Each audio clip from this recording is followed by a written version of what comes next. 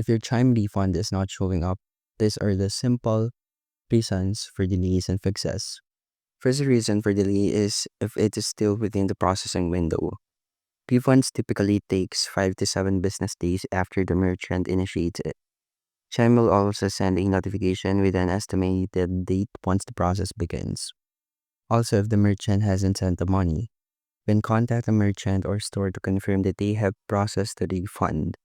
The delay is often on their end, and this is not a problem with Chime. Also, verify the account information. Double check that the correct Chime account and routing numbers were provided to the merchant. If the information was wrong, the refund may be rejected or sent back to the originator.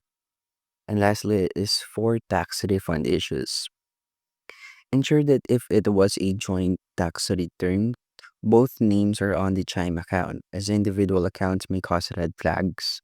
Check the Where's My Refund tool on the IRS website for status updates.